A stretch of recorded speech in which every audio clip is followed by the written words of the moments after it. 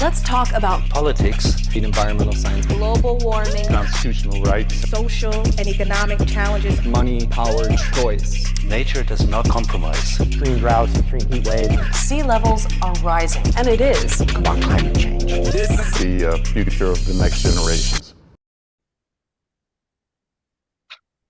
Hello, everyone, and welcome to Let's Talk About Climate, a podcast where we talk about climate change and how it relates to all of us. Join us Change the Chamber Fellows as we talk with scientists, grassroots campaigners, politicians, and more as we open up the conversation on climate. I'm your host, Sarah Hill, and today we're joined by a special guest, Eillin from Our Children's Trust, and Kian Tanner, who was a youth plaintiff in the Montana Held case. Welcome. Thank you for joining us. Thank you so much for having us. Awesome. Yes, thank you. To start us off, we talk a lot about Change the Chamber, about being a change maker. We have a whole training on how to be an environmental change maker. And Eillin, you have been one for a long time. How did you originally become passionate about helping the environment? Yeah, so for me, it really started back in college. I was doing my undergrad in English writing studies. I always knew that I wanted to be in communications. I just wasn't sure what. And when I tell people that I started kind of getting into climate activism in college, like their first initial thought is, oh, you were taking courses and learning about climate change. No, I had taken science courses and like earth science, and unfortunately, I felt like my education system failed me, and I did not learn about climate change in those courses. I learned about like greenhouse gases and the greenhouse effect, but it wasn't framed in a way that, oh my God, this is harming our planet, it's harming us and our future. And so when I say that I learned it in college, there was actually a student who did a presentation, and she talked about global warming, and she showed like compelling video and photos. And I wanted to cry. I was like, oh my God, this is happening. And I didn't even know about it. Like I've heard the term global warming, but like many people back then, it was tied to like, oh, is this a hoax? Is this really happening? What do we really know?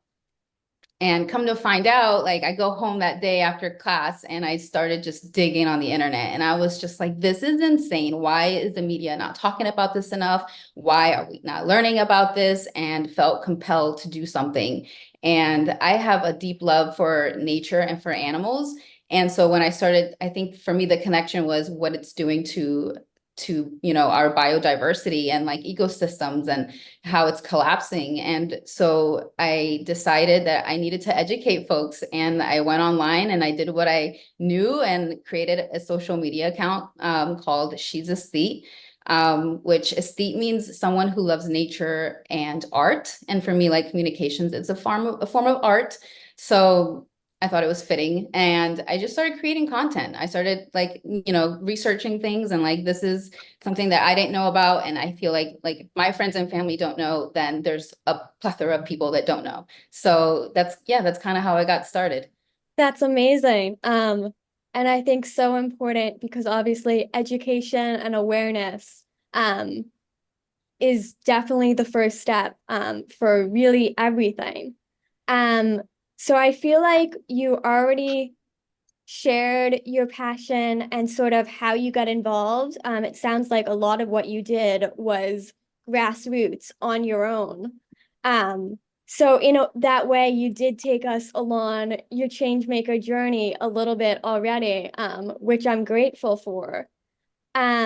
So I just want to ask, because it's a passion of mine, and I know you've been deeply involved with this already. You've done great work for our ESG, Environmental, Social, and Governance, or Sustainable Investing Awareness campaign. Were you yourself aware of the practice before joining the campaign, or what have you learned, and how has this experience been for you overall?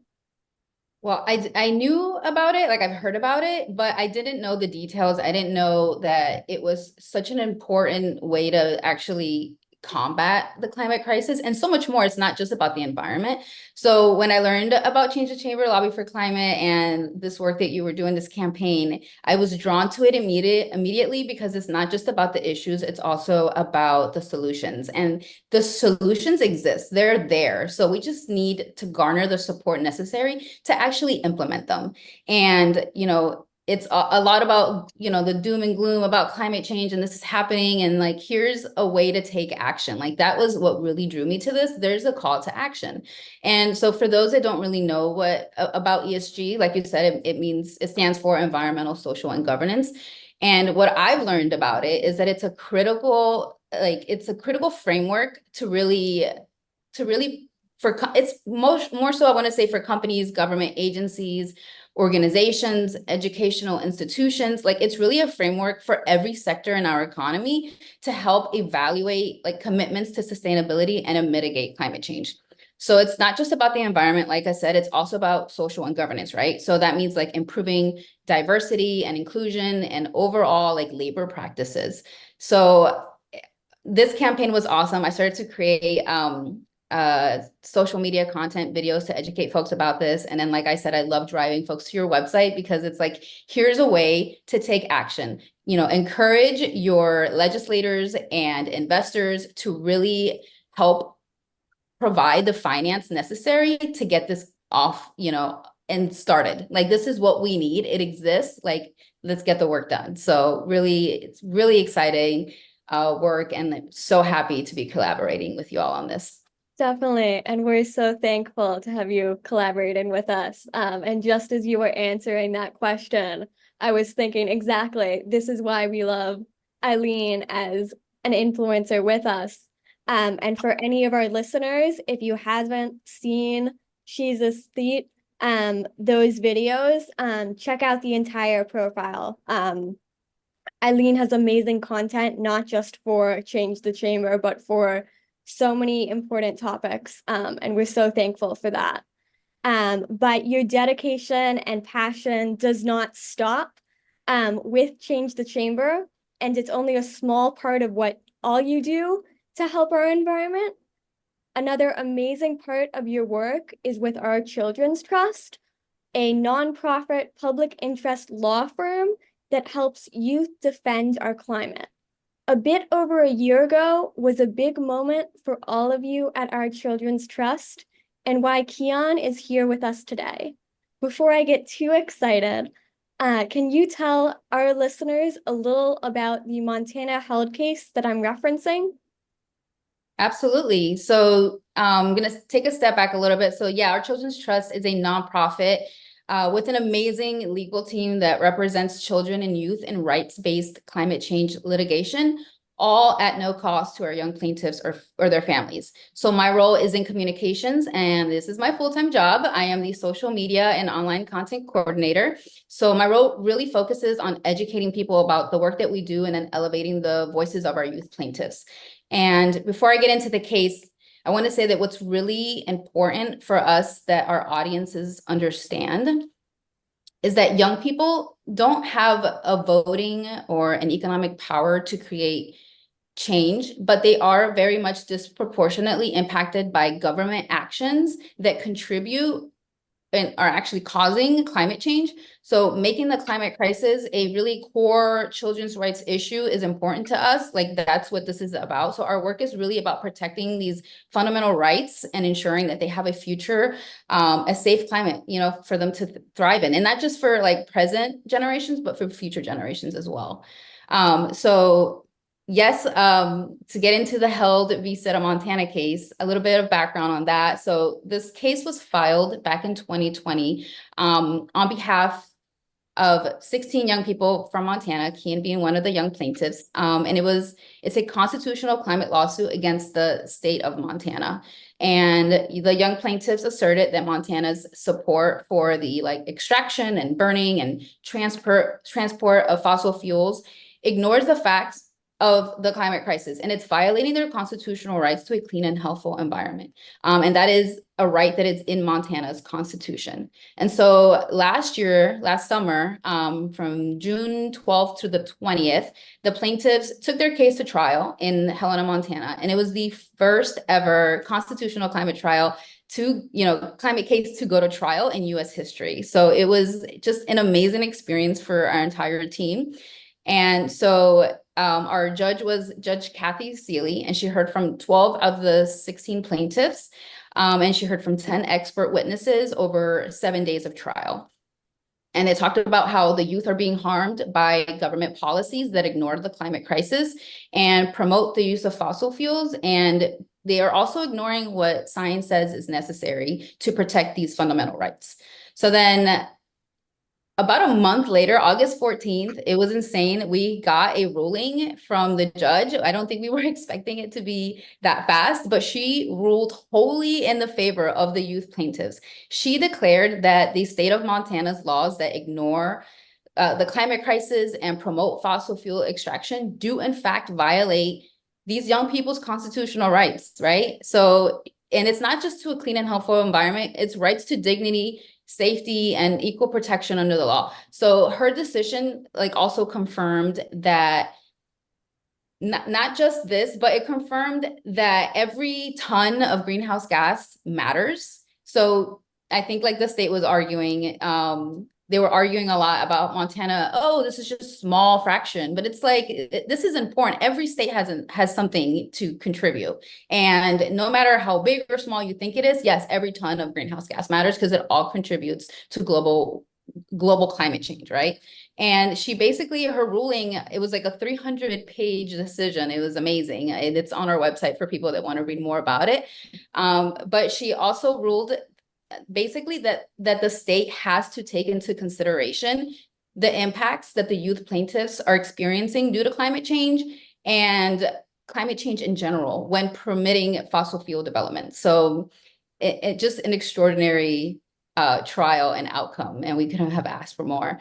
And of course, as expected, the state appealed to the Montana Supreme Court. And then the youth plaintiffs appeared along with their attorneys in court in August, this past August. Sorry, we're in August. That was in June. In June, they appeared before the Montana Supreme Court to defend Judge Seeley's landmark ruling. And now we are just waiting to hear back from the Montana Supreme Court. But our attorneys are pretty confident that the ruling will be upheld. So that's so amazing. And of course, I can't wait to hear the news that it is upheld because that's what our climate needs, and what the youth plaintiffs like Kian need. So Kian, how did you become a youth plaintiff in this case? That decision on its own just seems like such a foundational moment, to me, for your own changemaker journey. So I'd love to hear about it. Absolutely. I think that for me, I've always been around climate. My dad started a nonprofit when I was really little, focusing on climate. And so I've always sort of had it in the background. And I was 14, I believe, when the case was filed. And I ended up talking, before I decided to join the case, I ended up talking to, my dad was like, Kian, this is a great opportunity. You might actually be able to make a difference. And he set me up to talk with one of the attorneys, Nate Bellinger. And it was really eye-opening, seeing all I have to do is tell my story and the impacts that climate change has had on me. And I was able to, after a little convincing, that it was the right thing to do. And at the end of the day, if I don't do it, if the other youth plaintiffs don't do it, who is going to do it? We have to step up. We as a humanity need to fight for our world. And if we don't, then we won't have a world to fight for. Exactly. That's so inspirational and so impactful. I think there's a quote that's just if not me, then who? And that seems like a bit of your own thought process. So that's 100%. Yeah, definitely. that spoke a bit to how it felt to be a plaintiff, but there's so much that had to go into actually winning that case, from all the preparations to standing there in court and speaking. Can you take me and our listeners a bit through that whole process, sort of like a snapshot of your own changemaker journey? Absolutely. I think to start off, our Children's Trust was incredible throughout the entire process. They kept all the plaintiffs in the loop. We would do regularly scheduled like Zoom calls because everyone's spread out throughout the state and OCT is located in Oregon. So I think the first thing we did was like we got everyone on Zoom calls and like discussed like this is where we are in the case, and they kept everyone abreast. And we sort of, I think the first step, what for me at least, was to like tell my story to the lawyers and to give them evidence of my of the impact climate change has had on my life, from not being able to go fishing, not being able to play soccer due to smoke or due to increased temperatures, just being outdoors in general, really. There's sort of a saying in Montana these days that we have a fifth season, we have smoke season, and it feels like it's getting longer and longer every year, which is a really depressing thing to think about. Yeah, there's But wildfires out west, scary. yeah, they are. So that was like the first thing. And then I'd say like the next hoop we sort of jumped through was leading up to the trial, I think in December before the trial, because we had trial in June. Um, did a deposition with the state, and our Children's Trust prepared me for that. And that was that was an intimidating experience, I think, for me, at least at the beginning. It was the lawyer basically wanted to know if she was going to cross-examine me, what I was going to say, and it was a little intimidating. One of my favorite questions they asked was, "Explain climate change," and my response was, "What part?" Because it is an extremely complex issue, Good for you. and yeah, so that was a very key defining part of the process. And then leading up to trial, we just did like interviews with the lawyers, preparing the plaintiffs, to be able to talk at court and be on the stand, and it was incredible. I mean, I think I got to trial a little bit late. I got there on Wednesday, and so Wednesday night I prepped for my time on the stand, and I was the first person on that Thursday. Wow. That's so amazing. And I know you had to have done such a good job on stands since you won the case. We definitely did. Not just me, all the plaintiffs. I think that really resonated with Judge Seeley, and it showed in her ruling that she truly listened to the youth plaintiffs.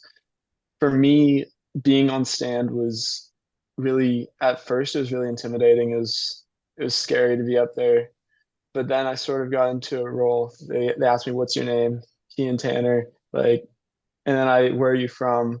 And it was like, okay, all I have to do is tell the court a story about me and my experiences and the impacts climate change has had on my life, and it was super empowering. It was a relief to be able to express myself and learn so much about the other plaintiffs and about climate change. It was like a higher level education on climate change in a week. It was incredible. And being on the stand was liberating and truly empowering. That's amazing. That's gotta be feel so good to be able to tell your story, but also to be listened to be heard, to make, like your dad was saying, you could, a real impact. So continuing with all of the amazing things you have already done and that theme of a changemaker journey that you are definitely now on.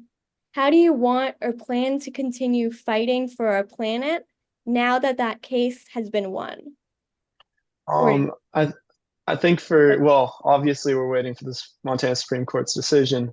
For me, it's just being an activist. It's doing whatever I can, whether that's driving an EV or reducing my carbon footprint as much as possible, but also inspiring people.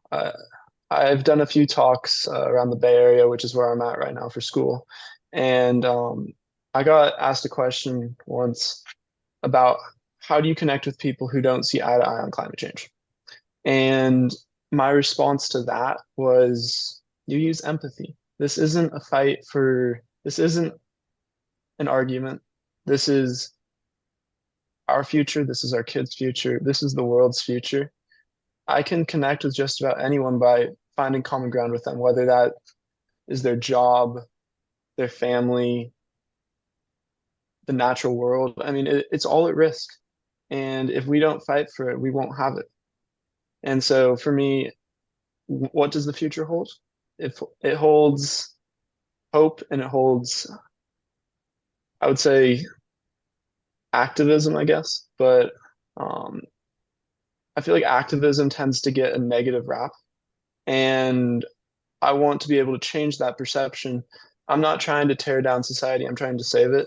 And that starts at the top with our politicians, that starts also with everyday people, our listeners. We all have the ability to make a true impact if we apply ourselves and if we genuinely allow the love in our hearts to take control. that's so inspirational and so powerful, and so completely true. Just connecting with people on sort of what matters to them, because it is all connected to the climate, to our home and the place we live.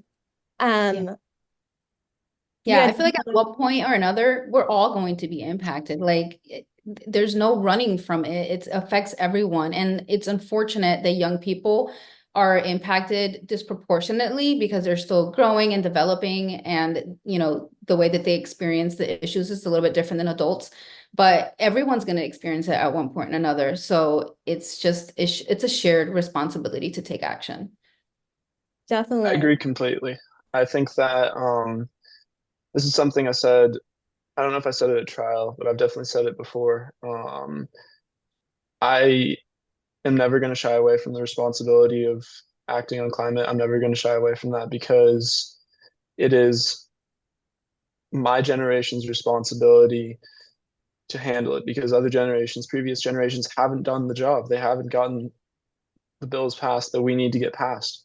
And so I think if there's one thing that our younger viewers, our younger listeners can take away from this, your voice matters and it is heard. I'm proof of that. And it's so inspirational, like working with these young people and just seeing, just the vigor and like how strong they are, like getting up in a courtroom and saying your story and speaking your truth. And it's nerve-wracking. I felt it and I wasn't on the stand. But it's so inspiring. And like, yeah, maybe people will say, oh, like the legal process is long.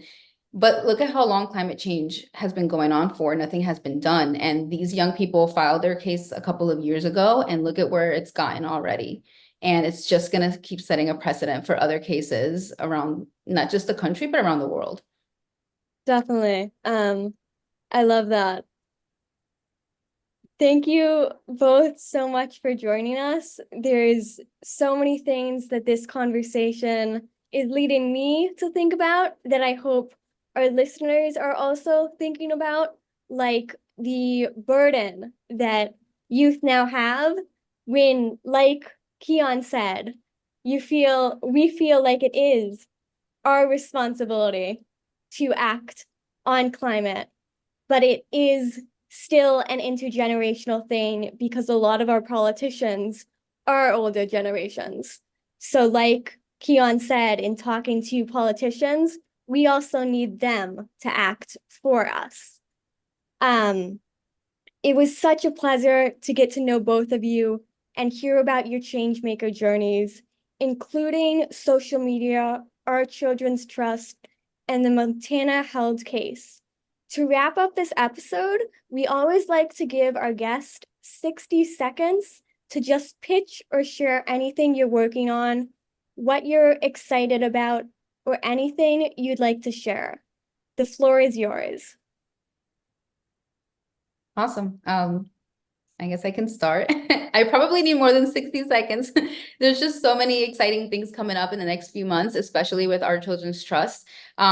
We were just in Hawaii with our team celebrating our youth-led climate case, Navahina v. Hawaii Department of Transportation, where 13 young people reached a historic settlement agreement with the Hawaii governor and the Hawaii Department of Transportation director. And the settlement agreement was to fully decarbonize Hawaii's ground, sea, and inter-island air transportation by 2045. And it was amazing. And now these young people are tied to their state for the next 21 years to implement this. They have a seat at the table, and there's so much more to come about, about that settlement. But I also want to share that we have youth plaintiffs in Utah and Natalie R.V. State of Utah that are heading to the Utah Supreme Court next month in September, and they're advocating for their right to be heard at trial. So they want to get to where Kian and fellow youth plaintiffs were last summer, and then hopefully win in Utah. And we also have plaintiffs in our federal case, one of our federal cases, Genesis v. EPA, as well as Sagunik v. State of Alaska too, that are preparing for a couple of hearings in the next few months. So a lot going on in climate change litigation. And, I really want to encourage folks to learn more about it and support these young people that are really taking action, meaningful action to make systemic change. So follow YouthVGov on social media and visit ourchildrenstrust.org. And folks can also follow me at She's a State on social media to continue following my journey in climate activism and communications. And I'll hand it over to Kian. Yeah, all the work that OCT is doing is incredible. The amount of climate litigation and action that we're seeing, it's a tidal wave that isn't going to stop. And I don't really know what the future holds in the next few months for me in terms of climate. Probably just connecting with people in general, talking about it, having those conversations. They're really difficult conversations to have, but we need to have them as a human race. And I think for the future, that the idea I'd pitch is show empathy to people that don't understand and find that connection, find that human connection, that personal experience that you share with them, and show them that there is a way to save our planet without an argument. It comes through politicians. It comes through everyday people. We have the ability to save the world. We just have to act. So inspirational. Thank you both so much again. Thank you so much, Eillin and Kian, for joining us today. And to our listeners, thank you for listening to this episode of Let's Talk About Climate. Before you go, don't forget to like, subscribe, and rate us 5 stars on your podcast platform. Follow us on Instagram at Let's Talk About Climate Pod and Twitter at Talk Climate Pod. And check out our website at changethechamber.org. You can find all the links in the description. This was Let's Talk About Climate. Thanks for joining us. Awesome. Thanks so much for having us.